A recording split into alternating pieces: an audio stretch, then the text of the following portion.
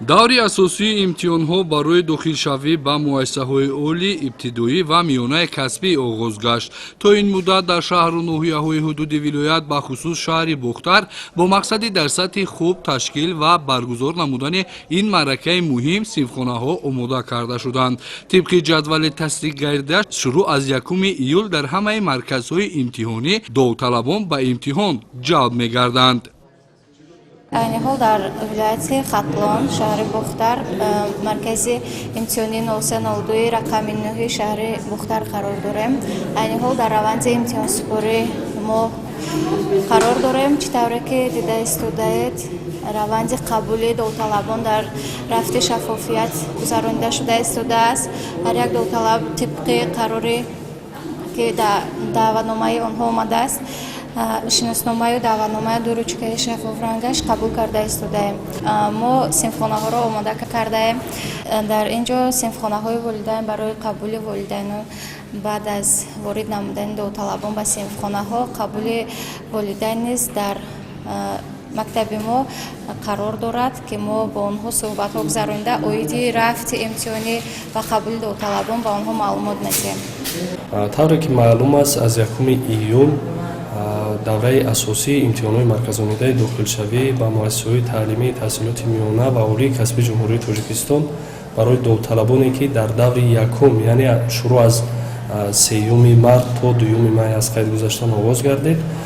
Тибқи тартиби муқаррар гардида имсол дар 21 шаҳру ноҳияҳои ҷумҳурӣ 47 нуқтаи марказҳои имтиҳонӣ ташкил карда шуд ки ин барои фарогирии тамоми довталабоне ки дар даври якуми ба қайдгирӣ аз қайд гузашта буданд мусоидат менамояд ва имтиҳонҳои мазкур, яъне имтиҳонҳои давраи асосӣ аз 1 то 9 июл идома мекунад ва дар ин раванд таъкид сохтан бисёр ба маврид аст ки қисмҳои А аз 1 то 9 идома меёбад ва қисми Б ва Г, яъне имтиҳонҳои иҷодӣ маҳорат ва имтиҳонҳои тахассусӣ дар рӯзҳои муайяншуда дар муассисаҳои таълимии мазкур ки ба он сам дахл доранд баргузор карда мешавад. тибқи иттилои масъулин ҷавобҳои дуруст, яъне калидҳои саволу масъалаҳои тест дар даври баргузории имтиҳонҳо ҳамарӯза пас аз анҷоми имтиҳонҳо дар сомонаи марказ ба нашр мерасанд.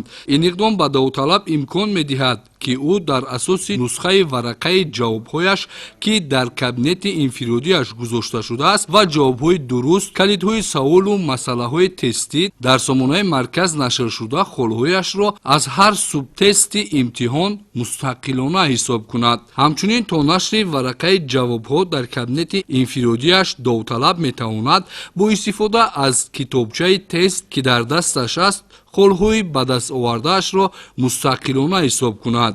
ҳамчунин мувофиқи тартиби муқарраргардидаи ҳукумати ҷумҳурии Тоҷикистон барои таъмини шаффофият ва назорати раванди имтиҳонҳо дар ҳар маркази имтиҳонӣ комиссияи ҷамъиятӣ низ фаъолият мекунад.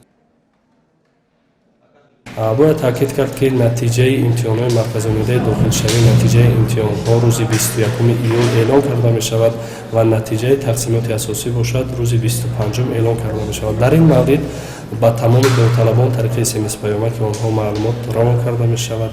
ғайр аз ин дар кабинетҳои инфиродӣ ҳар як довталабе ки дар ин давра аз қайд гузашта ва имтиҳонҳоро супориданд маълумоти муфассал вобаста ба натиҷаи имтиҳонҳои ба даст овардаашон, вобаста ба балли гирифтаашон ва варақаи ҷавобҳое ки онҳо дар имтиҳонҳо супоришу масъалаҳои имтиҳониро ҳал менамоянд гузошта мешавад. таъкид бояд сохт ки дар тамоми синфхонаҳо ва дар тамоми марказҳои имтиҳоние ки маркази миллии теҳсилӣ назди президенти ҷумҳурии Тоҷикистон дар мувофиқа бо вазорати маориф ва илми ҷумҳурии Тоҷикистон онҳоро муайян ва роҳандозӣ намудааст. камераҳои махсуси сабти садо ва навор барои бехатарии марказҳои имтиҳонӣ насб карда шудааст.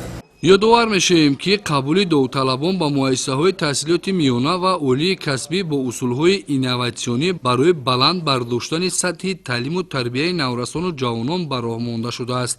таҷрибаи кишварҳое ки чунин тартиби қабули имтиҳонҳоро ҷорӣ кардаанд нишон медиҳад ки низоми мазкур барои интихоби шогирдони воқеан сазовори номи донишҷӯӣ, баланд бардоштани сифати таҳсил ва сатҳи азхудкунии дониш хулоса дар ҷодаи тарбияи кадрҳои баландихтисоси миллӣ нақши муҳим мебозад.